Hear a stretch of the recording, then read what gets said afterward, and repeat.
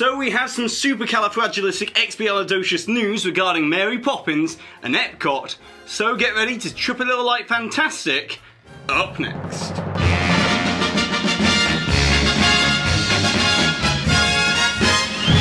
This video is sponsored by Mickey Travels, a platinum level authorized Disney vacation planner which can take the hassle out of all of your vacation planning. So visit the link in the description box to get your free quote today. Hi there Waltoneers, I'm Jack and this is of course DSNY Newscast, and you know what, we've got some major news regarding D23 Expo. We'll be covering it all in the next couple of days, but be sure to subscribe down below and hit the notification icon so therefore you never miss an update. And with that being said, let's get straight into it. As for Disney Parks' presentation at D23 Expo this year was absolutely jam-packed with incredible new details about Marvel, Frozen, Star Wars, and most importantly the massive multi-year transformation coming to Epcot, where it's going to become the park that celebrates the magic of possibilities. And of course, we all know everything is possible, even the impossible.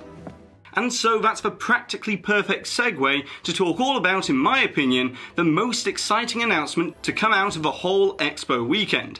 And that is the news that a Mary Poppins ride is going to be coming to the UK Pavilion within World Showcase. And this will be the first ever attraction that Mary Poppins has ever received.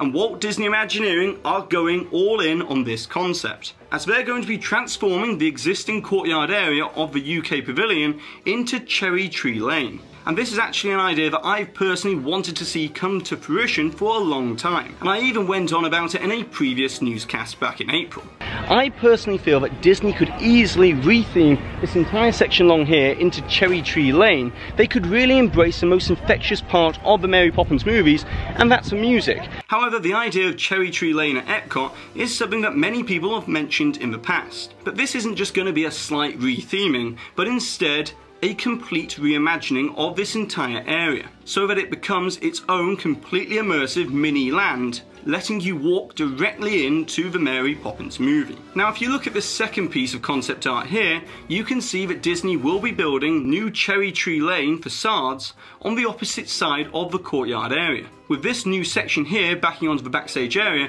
being the location of 17 Cherry Tree Lane and Admiral Boom's house, which makes complete sense, as if you look at an overview you can see that there is plenty of expansion space either toward the back and the side of the new Disney Skyliner in this zone here, or Disney might be planning on removing or repurposing the World Showplace structure, but my prediction would be that they might remove it, as it was only meant to be temporary for the Millennium celebrations, although the building is currently prime venue space for Disney events. Now we don't have a huge amount of details about the actual ride itself, but what we do know is that it will be a first of its kind, highly immersive attraction, with guests being able to actually walk through the door of number 17 Cherry Tree Lane and around the home of the Banks family as part of what we can only assume to be the attraction queue.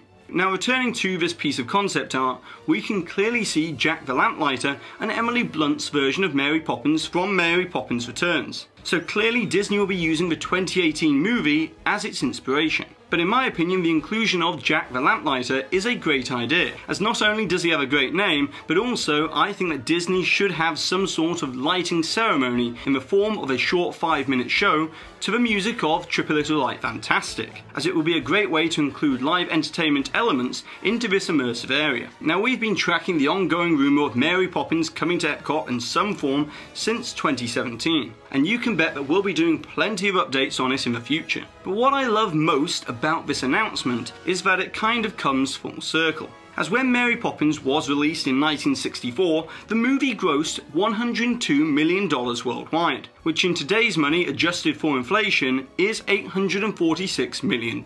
And it was this cash injection that helped offer the financial security for the studio to begin work on what was then the experimental prototype City of Tomorrow, or otherwise known as Epcot. So in many ways, it's only fitting that this is where the first ever Mary Poppins attraction is going to debut at a Disney park. But now, it's over to you, the Waltoneers. I would like to know, what are your thoughts about this Mary Poppins attraction finally coming to Epcot?